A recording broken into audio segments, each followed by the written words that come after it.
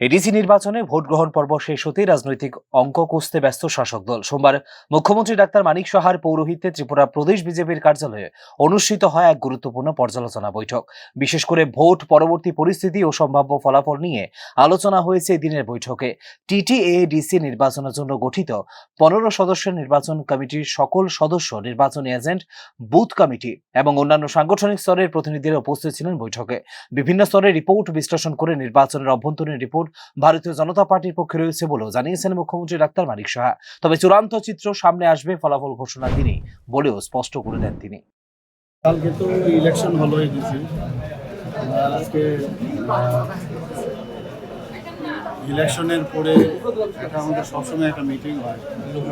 বিভিন্ন যে আমাদের ক্যান্ডিডেট থেকে শুরু করে আমরা যে ক্লাস্টার বানিয়েছিলাম তাদের থেকে আমরা রিপোর্ট দিলাম। তো এক একটা কেন্দ্রের কী রিপোর্ট, কীরকম ভোট আমরা পেতে পারি, এগুলো আমরা সবসময় আমাদের নিয়ম অনুসারে করে থাকি। এইবারও আমরা করলাম। এখন পর্যন্ত যা রিপোর্ট দিল দেখলাম যে মোটামুটি ফেভারই আছে আমাদের, চিন্তার কিছু নেই। বাকি তো রেজাল্ট বেরোলে বোঝা যাবে, কারণ এটা তো আমাদের রিপোর্ট এবং যারা মাঠে ঘাটে আছে তাদের রিপোর্ট, এবং আমাদের যে পোলিং এজেন্টরা থাকে সেই এজেন্টের থেকে তারা যেভাবে চিন্তা ভাবনা করে সেটা দেখে বুঝে, এটা আন্দাজ একটা অনেকটা বলে যে স্যাম্পল স্টাডি। তো এটা স্যাম্পল স্টাডি, বাকি তো রিপোর্ট আসলে বোঝা যাবে, রেজাল্ট যখন বেরোবে একটা গেল এটা।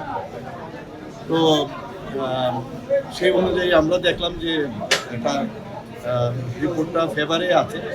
আর 2 নম্বর হচ্ছে যে কাউন্টিং যে ডে, সেখানেও আমাদের লোকরা কিভাবে যাবে, কোথায় কিভাবে থাকবে, যে কাউন্টিং এজেন্টদেরও একটা আমাদের ট্রেনিং দেওয়ার ব্যবস্থা, ওইসব বিষয়ে আলোচনা।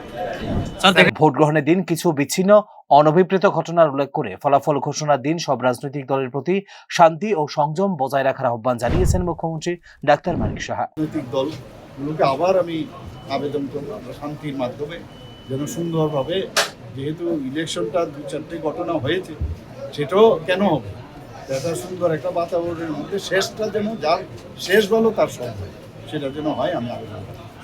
17 তারিখ সবার উদ্দেশ্যে কি বার্তা থাকছে?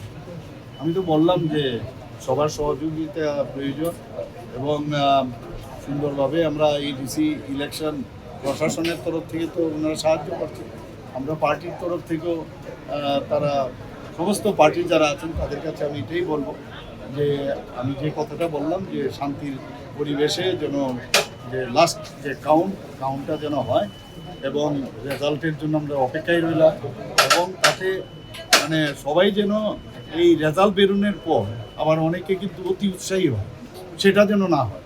আমরা দেখেছি এটা ত্রিপুরার বহুদিন ধরে এটা কালচার যে নির্বাচন উত্তর একটা সন্ত্রাস হয়।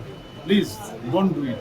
আমি আমাদের পার্টির আজকে এখানে আমি এই কথাটা কিন্তু বলেছি যে যাই হোক, ভালো হতে পারে, খারাপ হতে পারে, কিন্তু আমাদের তরফ থেকে কোনো অবস্থায় কোনো এই ধরনের প্ররোচনামূলক কাজেও আমরা পাড়া দেব না, এবং অন্যদেরকেও আমরা আক্রমণ বা আমরা কোনো আমাদের তরফ থেকে কোনো আক্রমণাত্মক কোনো কথা বলবো বা কাজ করবো। রাজনৈতিক বিশ্লেষকদের মতে 2021 সালে টিটিএডিসি নির্বাচনের ফলাফল এবারের নির্বাচনে একটি গুরুত্বপূর্ণ রেফারেন্স পয়েন্ট। সে নির্বাচন এডিসির 28টির মধ্যে 18টি আসন জিতে এককভাবে ক্ষমতা দখল করেছিল ত্রিপুরা, যেখানে বিজেপি পেয়েছিল 9টি আসন এবং 1টি আসনে জয়ী হয়েছিল স্বতন্ত্র প্রার্থী। কিন্তু 2028 বিধানসভা নির্বাচনকে সামনে রেখে মুখ্যমন্ত্রী ডাক্তার মানিক সাহার নেতৃত্বে এবার এডিসির 28টি আসনে এককভাবে লড়াই করছে ভারতীয় জনতা পার্টি। ফলে এবারের নির্বাচন শুধু ক্ষমতা লড়াই নয়, বরং রাজনৈতিক আধিপত্য পুনর্নির্ধারণের লড়াই বলে মনে করছে বিশ্লেষকরা। সার্বিকভাবে ভোট পরবর্তী এই বৈঠক বিজেপির আত্মবিশ্বাসের বার্তা দিলেও 17 এপ্রিল টিটিএডিসি নির্বাচনে চূড়ান্ত ফলাফল না আসা পর্যন্ত বজায় থাকছে রাজনৈতিক অনিশ্চয়তা। Bureau report, news now.